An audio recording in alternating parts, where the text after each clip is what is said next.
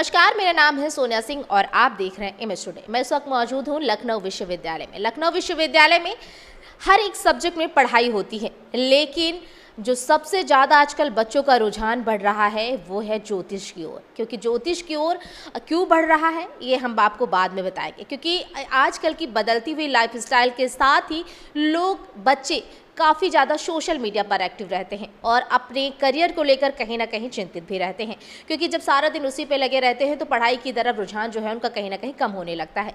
जब उसमें भी लोग कई तरीके के ऐप है सोशल मीडिया पर जो लोग ज्योतिष की ओर बढ़ते हैं, उससे सवाल पूछते हैं, वहाँ पर तमाम ज्योतिषाचार्य आते हैं, उनसे सवाल करते हैं, चाहे वो पैसे के माध्यम से हो, ऑनलाइन के माध्यम से, किसी भी तरीके से, चाहे वो शादी को लेकर हो, अपने करियर के लेकर के हो या फिर तमाम तरीके के लेकर के हो, वो उससे सवाल भी करते हैं। लेकिन लखनऊ विश्वविद्यालय की बात करें तो लखनऊ विश्वविद्यालय के जो छात्र हैं वो ज्योतिष की ओर काफ़ी ज़्यादा बढ़ रहे हैं।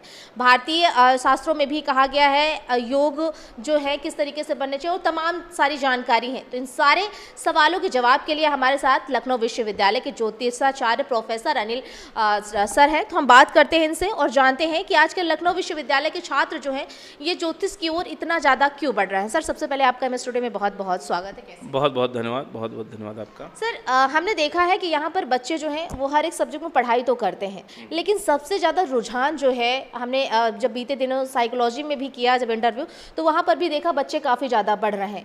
लेकिन जब ज्योतिष की ओर हमने यहाँ पर पढ़ा और जानकारी ली तो यहाँ पर देखा कि यहाँ पर भी तमाम बच्चे हैं और आप भी हैं पढ़ाते हैं यहाँ पर।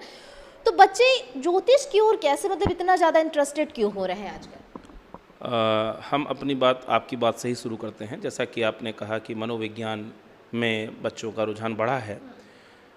देखिए, विज्ञान अपनी उन्नति करते हुए किसी इंस्ट्रूमेंट को या किसी संयंत्रों को या नाना प्रकार के आधुनिक जो हमारे पास जो उपलब्धता है उनको निर्माण तो कर देता है, लेकिन उसका उपयोग हम किस रूप में करें ये हमें मनोविज्ञान बताता है। मनोविज्ञान का मतलब मन का विज्ञान। और ज्योतिष शास्त्र में भी अगर देखें तो सबसे ज़्यादा जो महत्व दिया गया है वो सूर्य चंद्रमा को दिया गया है। अब मनोविज्ञान को हम फिर भी सोचेंगे समझेंगे, अगर मन के ऊपर की भी अगर कोई चीज़ है वो है आत्मा। तो सूर्य जो है आत्मा का कारक है और चंद्रमा मन का कारक है। अगर हम ज्योतिष शास्त्र में मन को समझ लेते हैं, चंद्रमा को समझ लेते हैं, तो इसका मतलब उसके मन को समझने की बात है। और अगर सूर्य को भी समझ लेते हैं तो उसके आत्मा को कारक है, आत्मा को समझ लेते हैं। तो इस तरीके से ज्योतिष जो है, अब ज्योतिष के प्रति रुझान बढ़ने का कारण इसलिए है क्योंकि ज्योतिष को कहा गया काल ज्ञानम प्रवक्ष्यामि लब्धस्य महात्मना। जो ज्योतिष शास्त्र है वो काल विधान शास्त्र है। अगर हम अपने जीवन में देखें कि अगर हम अपने जीवन में किसी भी अगर अपने बारे में भी बताना हो, तो अगर हम कहें कि आप अपने जीवन की चर्या के बारे में बताइए, लेकिन उसमें समय को उसमें संबंधित मत कीजिए, समय को मत जोड़िए, तो आप अपने जीवन के बारे में कुछ भी कहने में असमर्थ हो जाएंगे। तो निश्चित रूप से काल की बड़ी इम्पोर्टेंस है। और वर्तमान समय में ऐसा क्या हुआ जिसकी वजह से हमारे लोगों में, हमारे बच्चों में ऐसा रुझान बढ़ने लगा, क्योंकि इसका जो प्रतीकात्मक रूप से हमें जो उसका रेफरेंस मिलता है वो हमें दिखने लगा। ऐसा कहा भी गया है कि प्रत्यक्षम ज्योतिषम शास्त्रम चंद्रार्कौ यत साक्षिणौ। जिसके स्वयं साक्षी सूर्य चंद्रमा हों तो उस शास्त्र की प्रत्यक्षता तो स्वयं सिद्ध है। जैसे कि आज पूर्णिमा है, आज पूर्णिमा के दिन हम लोग ये रिकॉर्ड कर रहे हैं, तो पूर्णिमा में आप देख सकते हैं कि सूर्यास्त से ठीक अपोजिट 180 डिग्री पे आपको चंद्रमा दिख जाएगा। ये तो पूर्णिमा में है। अमावस्या में आप देखेंगे तो आपको चंद्रमा का दर्शन नहीं होगा। यह भी ज्योतिषी बताता है। जिस दिन सार्ध सप्तमी होगी, चाहे वो कृष्ण पक्ष की हो चाहे शुक्ल पक्ष की हो, आप चंद्रमा को देखेंगे तो आपके सिर के ठीक ऊपर चंद्रमा आपको दिखाई देगा। तो ये कैसे होता है, ये कैसे गणना है? जैसे 7 वारों का जो क्रम है, रविवार, सोमवार, मंगलवार, बुधवार, ये कहाँ से आए, कैसे आए, ये कौन बताएगा? ये ज्योतिषी बताएगा।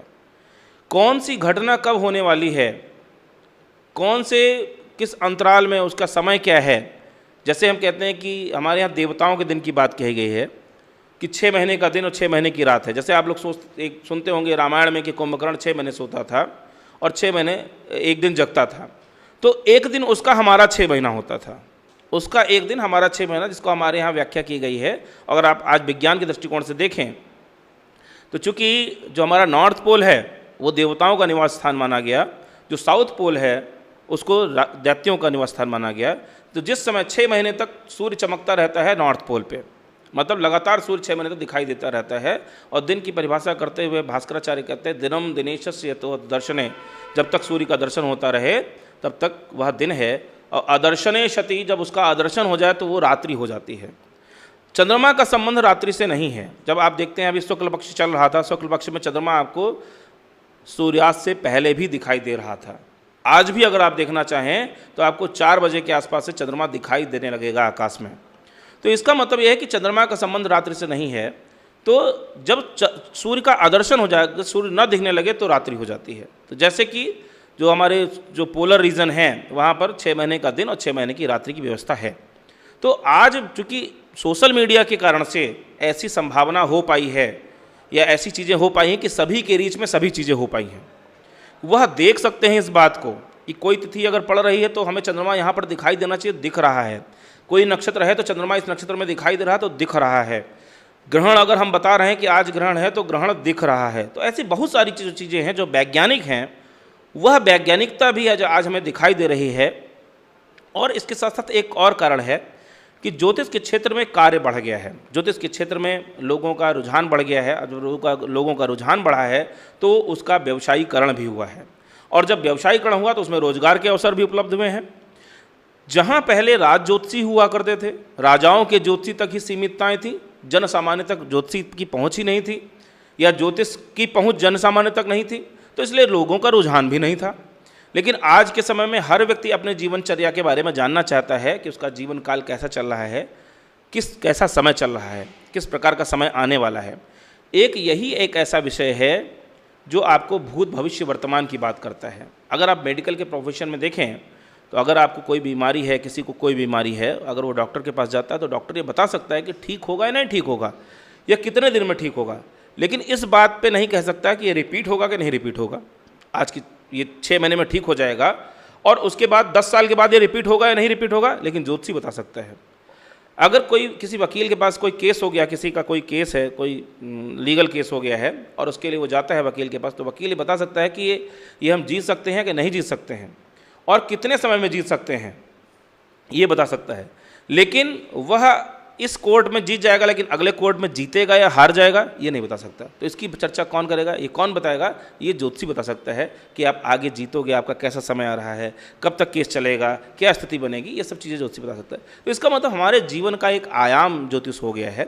बिना जितने भी हमारे पर्व त्यौहार हैं, होली कब पड़ती है, दीपावली कब पड़ती है, रक्षाबंधन कब होगा, इसके अतिरिक्त जैसे करवा चौथ कब होगा, या जितने भी पर्व त्यौहार हैं उनका संबंध ज्योतिष से है। बिना तिथि के कोई, जैसे हमने कहा रामनवमी होगी तो राम के साथ नवमी शब्द जुड़ा हुआ है, तिथि जुड़ा हुआ है। जन्माष्टमी होगी, जन्म के साथ, कृष्ण जी के जन्म के साथ अष्टमी शब्द जुड़ा हुआ है, ज्योतिष के पर्व की बात हो रही है। हम होलिका की बात कर रहे हैं तो इसका मतलब फाल्गुनी पूर्णिमा की बात कर रहे हैं। रक्षाबंधन की बात कर रहे हैं तो रक्षा श्रावणी पूर्णिमा की बात कर रहे हैं।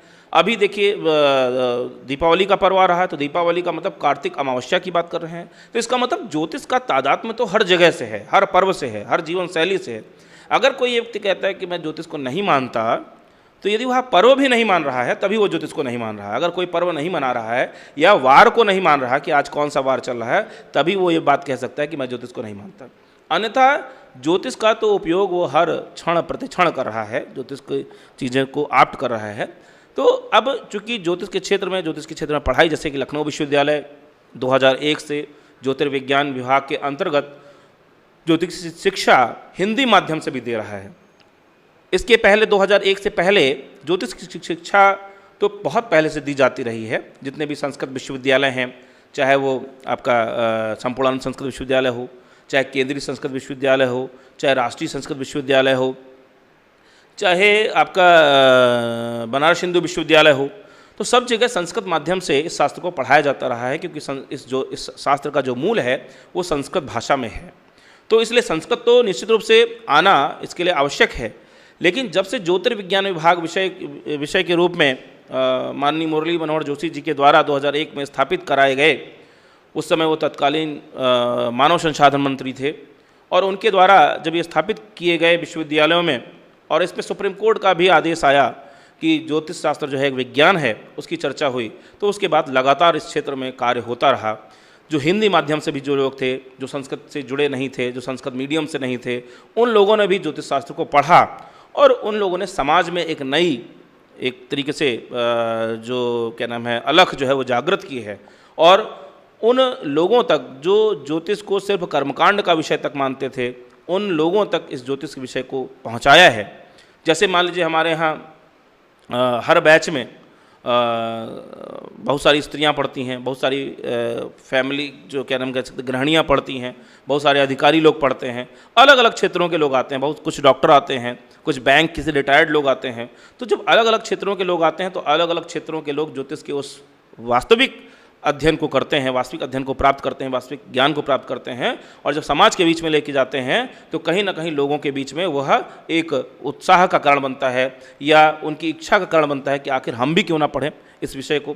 तो जिसके कारण से पिछले 20 सालों में लखनऊ विश्वविद्यालय यह कार्य करता आ रहा है और बड़ी सफलता से कार्य करता रहा है। हमारे यहाँ ज्योतिष शास्त्र में सदैव जो हमारी जो पीजी की सीटें हैं वो सदैव भरती रही हैं। और इस विषय को बढ़ाने में जो हमारे स्वर्गीय प्रोफेसर ब्रजेश कुमार शुक्ल जो पद्मश्री भी थे, उन्होंने ज्योतिष के क्षेत्र में तमाम सारा कार्य किया। एक यहाँ पे वेधशाला का निर्माण भी कराया, जिसके माध्यम से हम उसका प्रैक्टिकल भी, प्रयोगात्मक भी देख सकते हैं कि ये स्थिति यहाँ पर है। जैसे हम अपना अक्षांश, जैसे लोग कहते हैं कि अक्षांश तो भूगोल की चीज़ है, लेकिन अक्षांश तो ज्योतिष की चीज़ है, क्योंकि हमारे यहाँ कहा गया ध्रुवोन्नतिरिया ही अक्षांश है। ध्रुव की उन्नति आपके क्षितिज से जितनी ऊंची दिखाई दे वही आपका अक्षांश है। आप कहीं का भी अक्षांश निकाल सकते हैं। त्रिज्या का शब्द का इस्तेमाल करते हैं, रेडियस शब्द का इस्तेमाल आधुनिक गणित के लोग करते हैं। ये शब्द कहाँ से आया? तो कहा गया त्रिराशि नाम ज्या त्रिज्या, 3 राशियों की ज्या त्रिज्या है। जैसे आप देखते हैं मकर रेखा और कर्क रेखा की बात आता है, तो मकर शब्द और कर्क शब्द जो है कहीं दूसरे शास्त्र तो मिलता नहीं है, वो तो ज्योतिष का शब्द है। तो इसलिए भूगोल वाले कैसे इस्तेमाल कर रहे हैं, जिसको आप ट्रॉपिक ऑफ कैंसर और ट्रॉपिक ऑफ कैप्रिकॉर्न कह रहे हैं। तो ये कैसे उत्पन्न हुआ, ये 23.5 डिग्री का अंतर कैसे उत्पन्न हुआ, इन सब की चर्चा हमारे ज्योतिष शास्त्र में होती है। तो एक तरीके से सब विज्ञान की चर्चा हो रही है। और जब किसी व्यक्ति को यह पता चलेगा कि यह विज्ञान है तो निश्चित रूप से उसके प्रति उसकी आकृष्टि जो है, उसका आकर्षित होना वो स्वाभाविक है। तो आज बच्चों में वो जो उसका स्वाभाविक ज्ञान है ज्योतिष शास्त्र का, वो लोगों के बीच में आ रहा है, लोगों के बीच में जा रहा है और उसको समझ पा रहे हैं। इसी के साथ साथ जो हमारा उत्तर प्रदेश संस्कृत संस्थान है वो तमाम सारे ज्योतिष के कार्यक्रम चला रहा है। एक त्रिमासीय ज्योतिष पाठ्यक्रम चला रहा है। त्रिमासीय ज्योतिष पाठ्यक्रम चलाने के नाते जो सामान्य लोग हैं वो ज्योतिष को पढ़ पा रहे हैं, ज्योतिष से विषय से अवगत हो पा रहे हैं। और जब वो अवगत हो जाते हैं तो उसमें अपनी और जो उनके अंतर्गत जो उसको पढ़ने की इच्छा जागृत हुई है, उस इच्छा को लेते हुए वो हमारे यहाँ ज्योतिर्विज्ञान में पढ़ने आ रहे हैं, या केंद्रीय संस्कृत विश्वविद्यालय जो मानित विश्वविद्यालय जो यहाँ पर विश्वविद्यालय है, पूर्ण विश्वविद्यालय है गोमती नगर में, वहाँ पर पढ़ने के लिए जा रहे हैं। या जो हमारे भारत में बहुत सारे उस विश्वविद्यालय की जो बहुत सारी ब्रांचेज हैं, लगभग हर प्रदेश में एक ब्रांच है, तो वहाँ पर पढ़ने जा रहे हैं। तो इस तरीके से ज्योतिष का विषय बढ़ रहा है। आज आप देखें इग्नू में MA ज्योतिष विषय आरंभ हो गया है लगभग, और इसका कारण इसलिए है कि ये रोजगार के अवसर स्वयं उपलब्ध कराता है। जो इसको पढ़ता है उसको स्वयं रोजगार, उसको किसी की नौकरी करने की आवश्यकता नहीं है, कहीं पर काम करने की आवश्यकता नहीं है, किसी समय में बंधने की आवश्यकता नहीं है। वह स्वयं से, अगर वह ज्योतिष का सही अध्यायी है, उसको अध्यवसायी है, उसको मतलब अच्छे से उसने पढ़ा है, तो निश्चित रूप से उसको कभी भी अर्थ की कोई समस्या नहीं होगी, अर्थ की कोई धन की समस्या नहीं होगी, और उसके साथ यश की भी प्राप्ति होगी, उसको नाम प्रसिद्धि भी उसका होगा और सम्मान की भी प्राप्ति होगी। मान, यश और अर्थ तीनों की प्राप्ति होती है। अगर ज्योतिष कोई पढ़ता है तो स्वयं से वह अपने घर पे कार्य कर सकता है, इसकी प्रैक्टिस कर सकता है। इसमें वास्तुशास्त्र भी जुड़ा हुआ है।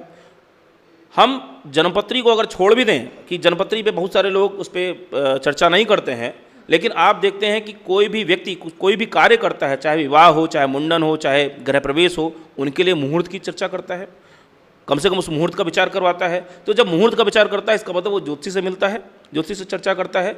तो ये जो है हमारे संस्कृति का एक हिस्सा है।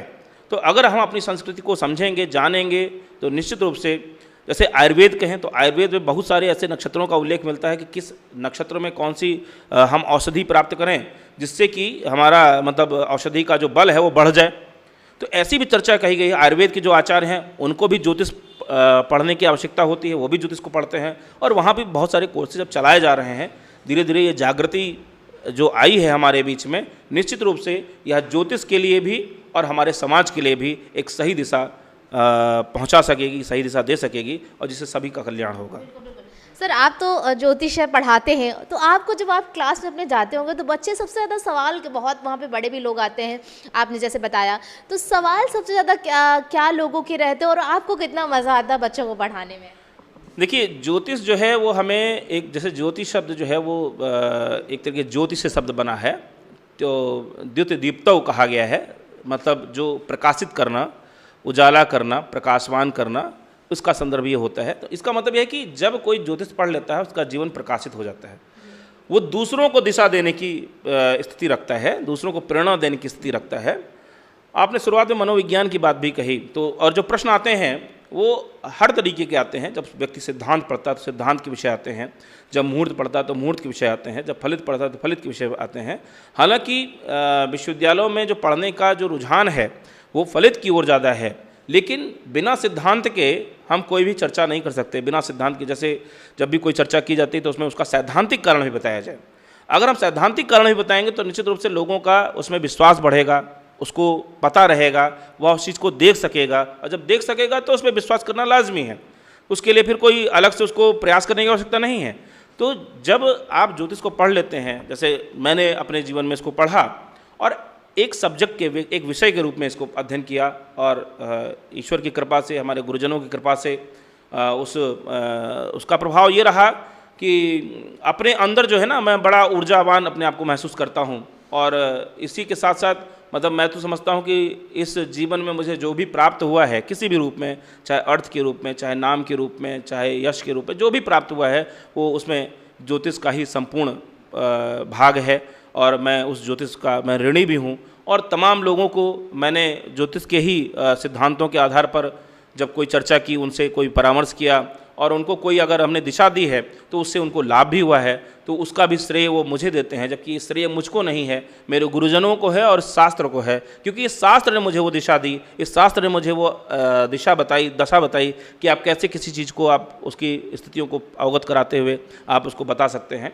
ठीक वैसे ही जैसे कि मनोविज्ञान उस व्यक्ति के मनोदशा को समझकर, तत्कालीन मनोदशा को समझकर तत्कालीन स्थितियों को अवगत कराता है, उसी प्रकार से हमारा ज्योतिष शास्त्र तमाम विधाओं के आधार पर, प्रश्न के आधार पर, जन्मपत्री के आधार पर, मुहूर्त के आधार पर, आपके हस्तरेखा के आधार पर, वास्तु के आधार पर या संहिता विषयों के आधार पर आपको उसके संबंधित विषयों के क्या फल होने वाला है, उसका क्या प्रभाव होने वाला है, इससे अवगत कराता है। बस बात यहीं पर यह है कि उसको गंभीरता से पढ़ने की बात है। अगर इस विषय को गंभीरता से पढ़ा जाता रहे तो निश्चित रूप से इसमें बहुत शोध होंगे। एक बात और मेंशन करना चाहता हूँ, जैसे अभी आप चंद्रयान की बात कर रहे हैं कि चंद्रयान गया, और ये हमारे लिए, हमारे भारतवर्ष के लिए बड़ी गौरव की बात है कि पहला एक्सपेडिशन जो है हमारे भारत का रहा। उसमें हमारे जितने भी वैज्ञानिक हैं, मैं उनको भी, उनके प्रति बहुत आभार व्यक्त करता हूँ कि उन्होंने एक पूरी तरीके से, हर तरीके से जो सरकार ने सपोर्ट किया और जो उन्होंने अपना सहयोग दिया, अपना एकेडमिक जो करियर पूरा लगा के उन्होंने जो इस तरीके की, ये बहुत उल्लेखनीय कार्य है हमारे देश के लिए। लेकिन जो उन्होंने एक बात, जब वहाँ पर चंद्रयान गया और वहाँ कहा कि 14 दिन की रात्रि होती है, तो जब हम उसकी चर्चा करते हैं, जो ज्योतिष शास्त्र में देखते हैं, तो जितने समय में हमारे दिन होते हैं, क्योंकि दिन की जो परिभाषा है, हमने जैसा कि बताया कि दिन जो है वो सूर्योदय से सूर्योदय तक होता है, जिसको हम वार भी कहते हैं। तो वार जो है एक सूर्योदय से, कहा भी गया है कि इनोदयम द्वयांतरम तदर्क सावनम दिनम। तो सावन दिन जो 30 सावन दिनों का एक हमारा क्या नाम, 30 जब सावन दिन होता है तो एक मास हो जाता है। तो जितने समय में 30 सावन दिन होते हैं, 30 सावन दिन पूरे होते हैं, उतने तो ये चांद्र, ये जो क्या नाम हमारा जो चांद्र मास है, जिसको हम चैत्र वैशाख ज्येष्ठ आषाढ़ कहते हैं, ये 27 दिनों में ही पूरा हो जाता है, 27 से 28 दिनों में। तो लगभग 27 दिन, मोटे तौर से 27 दिन कहते हैं, लेकिन अगर हम सूक्ष्म रूप से देखेंगे तो 27-28 के बीच का समय आएगा, जिसको आप अगर, चूंकि चांद्रमास के 2 पक्ष होते हैं, एक शुक्ल पक्ष एक कृष्ण पक्ष, तो उसमें 14 दिन का एक पक्ष, 14 दिन का एक पक्ष, तो कहीं ना कहीं जुड़ा हुआ है। ये बात हम लोग पहले से चर्चा होती रही है, तो निश्चित रूप से वैज्ञानिकों ने हमारी बात को और पुष्ट किया है और हमारा विषय और तार्किक हुआ है। लोगों के बीच में इस बात को हम पुष्टता से रख सकते हैं। जैसे मंगल की बात कहते हैं कि मंगल का वक्त, जो वर्ण है वो रक्त वर्ण का है, ठीक ना। जब आप एक्सपेडिशन हुआ, जो मार्स एक्सपेडिशन हुआ, उसमें जब गया तो वहाँ बताया कि वहाँ की मिट्टी लाल है, ठीक है। तो मिट्टी लाल इसलिए है क्योंकि जो भी वहाँ तत्व पाए जाते हैं लेकिन हम उसको लाल वर्ण का वैदिक काल से कहते रहे हैं। भूपुत्र है, जैसे वैज्ञानिक ये कहते हैं कि अगर जीवन की कहीं संभावना है तो सिर्फ मंगल पर संभावना है, तो भूमि जैसे लक्षण वहाँ पाए जाते हैं, इसलिए उसको भूपुत्र कहते हैं। जैसे शनि को नीले रंग का कहते हैं, क्योंकि शनि कार्बन डाइऑक्साइड का गोला है। कार्बन डाइऑक्साइड का मतलब बर्फ का गोला, और उस पर जब सूर्य का प्रकाश पड़ता है तो वो नीले वर्ण का दिखाई देता है। तो गुरु का रंग पीला है। तो ऐसी चर्चा हमारे यहाँ आज से नहीं हो रही, पहले से चली आ रही है, और उनको हमारे आचार्यों ने अपने नलिकाओं के माध्यम से, अपने यंत्रों के माध्यम से, जो सामान्य यंत्र थे, उनके पास कोई दूरबीन नहीं थी, कोई आज के जो यंत्र हैं वो नहीं थे, उनके माध्यम से हम उनकी गणना करते आए हैं और उन गणनाओं के आधार पर उनके तत्व को बताते आ रहे हैं। तो इसी तरीके जैसे मनोविज्ञान सिर्फ वर्तमान स्थिति को इंडिकेट करता है, और ज्योतिष विज्ञान है जो है वो भूत भविष्य वर्तमान तीनों काल की गणना कर लेता है, और सिर्फ हमारे उन्हीं आंकड़ों के आधार पर, जिसमें किसी व्यक्ति का जन्म हुआ हो, किसी प्रश्न का जन्म हुआ हो, या किसी अन्य प्रश्न के माध्यम से, बहुत सारी विधाएं हैं, जैसे जैमिनी पद्धति से भी ये कर सकते हैं, पराशरी पद्धति से भी कर सकते हैं, और सारी विधाएं भी आती हैं, प्रश्न ज्योतिष से भी कर सकते हैं। तो इस तरीके तमाम विधाओं के द्वारा हम उसका कहीं ना कहीं निराकरण कर सकते हैं, और उसको रास्ता, एक सही रास्ता दिखा सकते हैं कि आप इस रास्ते से जाएंगे तो आपको ठीक रास्ता मिलेगा, अगर आप दूसरे रास्ते पर चल रहे हैं तो कहीं ना कहीं आपको बाधाओं का सामना करना पड़ेगा। सर, बहुत सारी बातों का आपने जिक्र किया है, और कहीं ना कहीं लोग जो है वो चाहे पहले के हो चाहे अब हो, कि कोई भी शुभ काम हो वो पंडित के पास, ज्योतिषाचार्य के पास जाते ही जाते हैं। लेकिन जब से सोशल मीडिया पर टेक्नोलॉजी का भरपूर लोग जो है वो अब उपयोग कर रहे हैं, इससे चीज़ें अब ज़्यादा निखर के आ रही। सर, अब तो हर घर में कहीं ना कहीं ज्योतिष हो जाएगा तो ज़्यादा भटकना नहीं पड़ेगा। तो सर, आपको कितना अच्छा लगता है जब आप कहीं कहीं फंक्शन में जाते होंगे तो लोग कहते होंगे अरे कहाँ जाना है, सर से पूछो। तो सर, आपको कितना अच्छा लगता है जो आप निश्चित बात है। देखिए, ज्योतिष एक ऐसा शब्द है, हम तो अपने स्टूडेंट से भी कहते हैं कि आप किसी अन्य विषय में, जैसे वकालत आप कर रहे हो, एलएलबी कर रहे हो या एमबीबीएस कर रहे हो, तो जब वहाँ पढ़ रहे होंगे तो आपसे कोई डिस्कस नहीं करने आएगा, नहीं कोई पूछने आएगा। लेकिन ज्योतिष एक ऐसा विषय है कि सिर्फ आपको उनको पता चल जाए कि आप पढ़ रहे हैं तो वो विषय के बारे में तुरंत आपसे पूछने आ जाते हैं या बताने आते हैं। तो फिर तो मैं तो खैर ईश्वर की कृपा से मैं इतने सालों से जुड़ा हुआ हूँ, तो मुझे भी यही अनुभव है कि बहुत सारे लोग इससे जुड़ते हैं। और जैसे कि मैंने कहा कि मेरे जीवन का जो भी एक अंश भी, जो भी श्रेय है, वो सिर्फ ज्योतिष शास्त्र को ही है या तत्संबंधित गुरुओं को है, जिन गुरुओं ने हमें इस दिशा में प्रवृत्त किया, इस दिशा का अध्ययन कराया, या इस दिशा संबंधित जो भी ज्ञान विज्ञान था उसे मुझे समझाया। मैं सभी गुरुओं को नमन करता हूँ इसके लिए। तो ज्योतिष जो है, जैसे मैंने कहा ना कि ज्योतिष जब आप पढ़ लेंगे तो आपके सारे जैसे जो सारी इंद्रियां जो हैं वो प्रफुल्लित हो जाएंगी, और प्रफुल्लित मन से आप जब विषय को पढ़ेंगे तो और लोगों को जब सुझाव देंगे तो वो बहुत ही सही तरीके से, वैज्ञानिक तरीके से वहाँ जाए। बस ये है कि कभी भी विषय को प्रेजेंट करें, कोई भी ज्योतिषी हो, मैं सभी को सलाह भी ये बात देता हूँ, कभी भी विषय को प्रेजेंट करें तो उसके वैज्ञानिक कारकों को भी आप वहाँ पर उपस्थापित करें, क्योंकि वैज्ञानिक कारकों को आज हमारा जो छात्र है, जो नया छात्र है, वो आप कह देंगे मान लेगा, ऐसा नहीं है। आपको उसका वैज्ञानिकरण स्पष्ट करना होगा। जब तक आप स्पष्ट नहीं करेंगे तब तक उस चीज़ को एक्सेप्ट नहीं करेगा। तो उसके पीछे का जो सैद्धांतिक संदर्भ है उसको समझने की बहुत आवश्यकता है, और जैसा जैसा समझते रहेंगे वैसा वैसा बढ़ता रहेगा। आज ऐप के माध्यम से बहुत सारे लोग जुड़ जा रहे हैं ज्योतिषियों से। बहुत सारे लोग जब सामने प्रश्न नहीं कर पाते हैं, बहुत सारे ऐसे प्रश्न होते हैं जो प्रत्यक्ष होकर नहीं पूछे जा सकते हैं, वो आज फ़ोन के माध्यम से या चैटिंग के माध्यम से भी पूछ लेते हैं। तो इस तरीके से ज्योतिष का जो क्षेत्र है वो बहुत बड़ा है। लोगों की जैसे जैसे इच्छाएं बढ़ रही हैं वैसे वैसे ज्योतिष का क्षेत्र भी बढ़ रहा है, क्योंकि इच्छाएं पूर्ति कब होंगी या नहीं होंगी, इनका निराकरण उत्तर देने का जो वो है वो सिर्फ ज्योतिषी के पास है। तो इसलिए तो सर, अपने छात्रों को क्या मैसेज देना चाहेंगे जो आपके क्लास के हैं या फिर बाहर है, जो हमारे सोशल मीडिया पर लोग आपसे सवाल पूछते हैं, उनके लिए भी क्या मैसेज है, किस तरीके से वो इन सब बातों? मेरा मतलब देखिए, यही एक उनको एक कहना चाहूँगा कि जब भी ज्योतिष का अध्ययन करें तो उसको पूरी तरीके से पूर्णतः अध्ययन करें, और कभी भी जब किसी विषय में, जैसे एक बड़ी कमी है हमारे ज्योतिषियों में, कई बार ऐसा होता है कि जैसे किसी ने कोई प्रश्न पूछा और वो प्रश्न उसने वो पढ़ा नहीं है, उसका अध्ययन नहीं है, फिर भी उसका वो उत्तर दे देता है, अनाप शनाप उत्तर दे देता है या कोई भी उत्तर दे देता है। तो उससे बचें, क्योंकि उससे आपकी हानि नहीं होती, उससे विषय की हानि होती है। ज्योतिष शास्त्र के जैसे मान लीजिए किसी ने वास्तु का प्रश्न किया है और आप वास्तु नहीं पढ़े हुए हैं और फिर भी अगर वास्तु का ज्ञान दे रहे हैं तो निश्चित रूप से ये विषय की हानि होगी। आप कुछ गलत बोलेंगे तो ये चीज़ हमारे यहाँ थोड़ी सी गलत है कि विषय का ज्ञान ना होते हुए भी लोग उसकी बात करते हैं।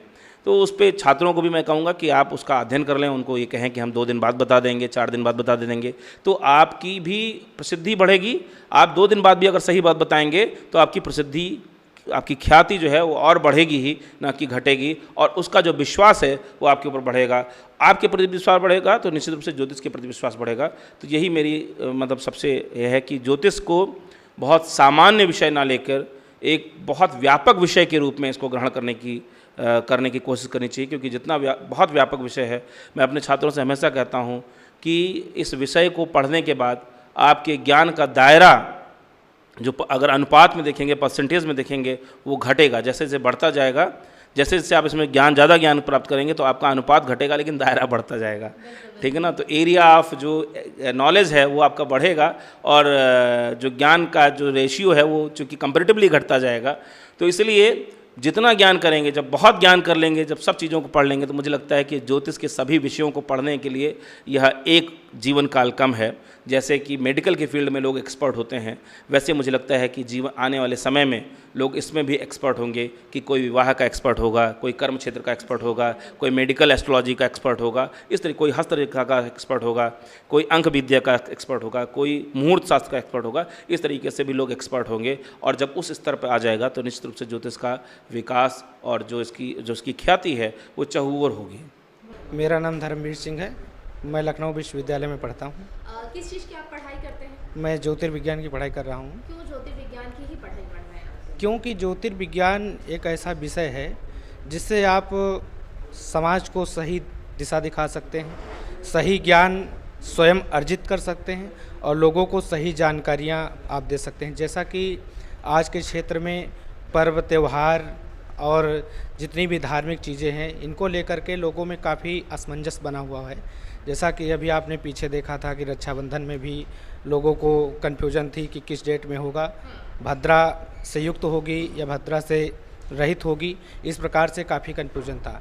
ज्योतिष शास्त्र ही ऐसा एक विषय है जो जीवन की परंपरागत जो जीने का ढंग है, इसको सही ढंग से प्रदर्शित कर सकता है। हाँ, बहुत ही अच्छे से हमारे गुरुजी पढ़ाते हैं, अब बहुत अच्छे से ही समझ में आता है, और बहुत अच्छे से हम लोग उसको ग्रहण कर रहे हैं। देखिए, कोई भी चीज़ शुरुआत करिए तो शुरुआत से तो किसी को कुछ आता नहीं है, पर हाँ, ये सब्जेक्ट ऐसा है कि इसके लिए सबको क्यूरियोसिटी रहती ही है, तो आगे हो जाएगा पूरा। तो कोशिश पूरी रहेगी कि इसमें नॉलेज ली जाए अच्छे से अच्छी।